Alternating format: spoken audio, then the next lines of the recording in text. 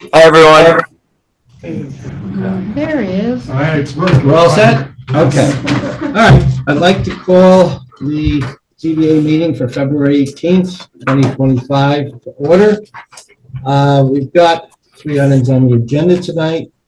The first item is Arcadia Fields at 749 Stanford Road. This is an appeal by Attorney Charles Gottlieb on behalf of Lisa Biasi and Lou Cassiano, owners of the property located at 5515 Route 82 regarding a solar field permit that was previously issued for 749 Stanford Road. We also have Schmidt and Conway, 443 Valley Farm Road. The applicants, represented by Crisp Architects, have applied for a special permit to enlarge a non-conforming structure to 743 square feet, which is less than the 25% maximum increase allowed in the town code. And lastly, the Yadgard application at 610 Stanford Road. The applicant, Joshua Mackey, on behalf of the property owner, Daniel Yadgard, has applied for variances to install a backyard swimming pool.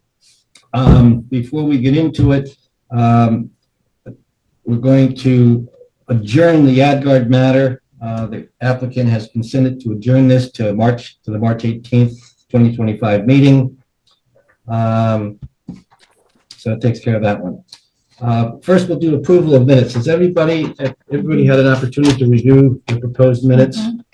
Yes. I've also reviewed them thoroughly because I wasn't here last time. Does anybody have any suggested changes or modifications? I make a I motion to had accept. some money. Okay, I second the motion. okay, all in favor? Aye. Aye. All right, next is Arcadia Fields. As I understand it, we handled seeker last time. This is a type 2 action, and the public hearing was closed.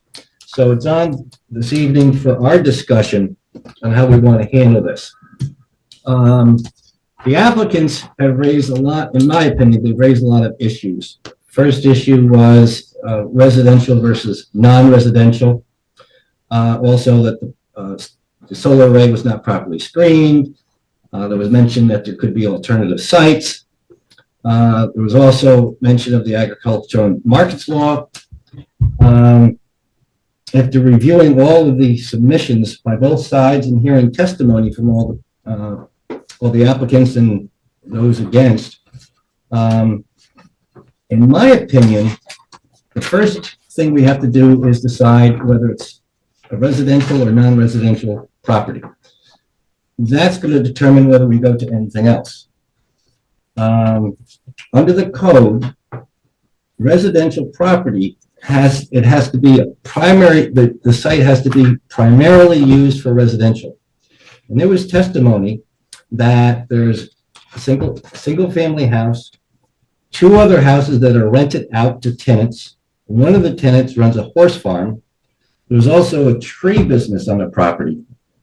My view is that it's non-residential.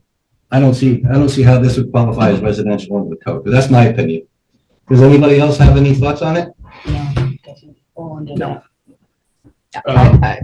Yeah, I agree. I would agree. Yeah, I agree. My notes, I think the primary business, I wrote selling trees to landscapers, and that's clearly a business in addition to raising the horses or rehabbing the horses and the caretaker to the horses. So that to me seems like not a primary residential. Well, if we deem this to be non-residential, the rest of the issues raised, although there's good arguments both pro and against, they're moot now.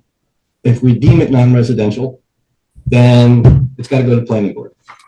Is everybody in favor of that? Yes. Yes. Yes. Yeah, one other thing I'll mention though on that, just as I shared, is that the property is zoned RL5, which is low density residential. But the property is classified as, it receives a significant agricultural exemption, a significant forestry exemption. So there's actually, in addition to the items that you guys mentioned, there's forestry that's going on there as well.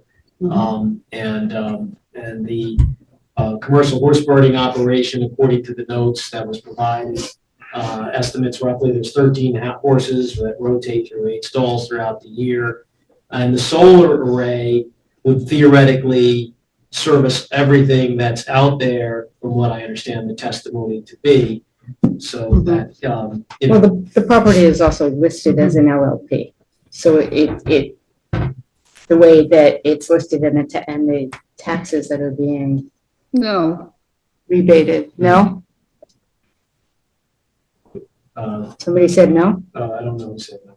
Anyway, that's my understanding that the property is listed under an LLP, so therefore I don't know how it could be claimed as a residential. The property's owned by, it's an LLC. LLC, Yeah, okay. August Mountain. Well, Fields. Fine. Sorry, so, Just to clarify that, but yes, otherwise it's correct. It's not listed So, as an individual. to me, it's not a residential property. Well, seems like everybody is sort of on the same page. I would make a motion that we deem the property as it's now operated at 749 Stanford Road be deemed non-residential. And I would further move that the building inspector be directed to revoke the building permit that was previously issued, and that the building inspector be further instructed to refer this matter to the planning board for review for a special permit and site plan. I second that. Any discussion? no. No. All those in favor? Aye. Motion passes. I'll make a recommendation if I may. It's probably best that we memorialize the resolution, so what I would suggest is if the board will direct my office to prepare that resolution you just passed in writing for the chair's signature. Yep, I agree. I second. And did. No, I did. I'll do it again. Okay. No, that's fine. That one. Okay, next application is Schmidt and Conway. Is there anybody here for that application? Come on up. Why don't you take one of these chairs and just come on up to the table? Thank you. Have a good night. Thanks. Have a good night. Be Thanks for safe. coming out.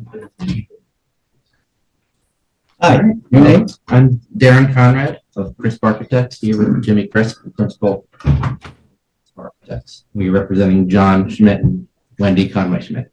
Okay. Why don't you tell us a little bit what's going on here? The property at 443 Valley Farm Road has the primary residence that is within the 100-foot wetland buffer.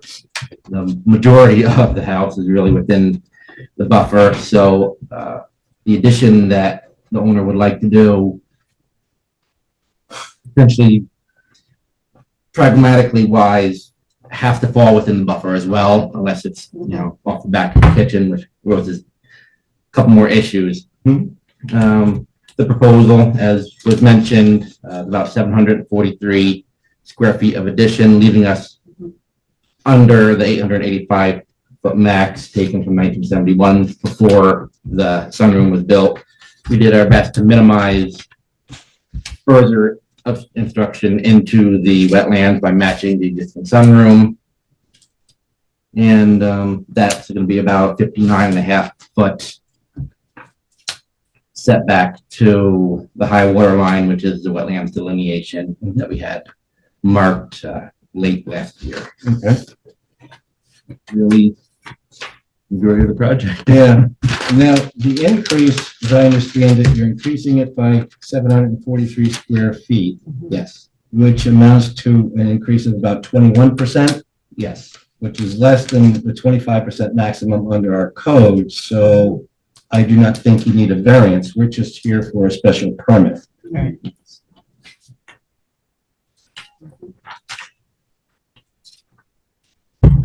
Does anybody have any questions?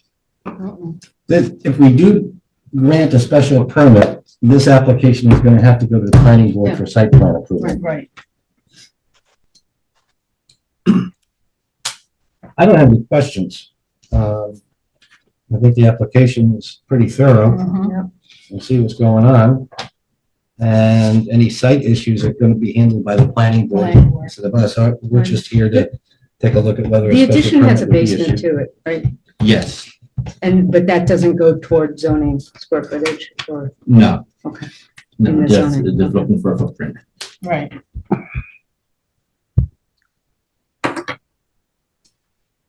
Anybody else? Nothing but me. Well, I think based upon the application that was made and the testimony tonight, I would make a motion that we grant a special permit on the condition that this matter go to the planning board for site plan review. And also on the condition, I think you're gonna have to get a wetland permit. Yes. So that would be a further condition of my motion. I second it. Okay, all in favor? Aye. Opposed? Motion carried. You're done. Thank you. Good luck. Good luck. Thank you very much. Great, thanks for coming out. Sorry, excuse me. Did I miss the public hearing being open and closed or the Oh. secret? No, I didn't do that. Like, Come on back, come on back. okay. All right.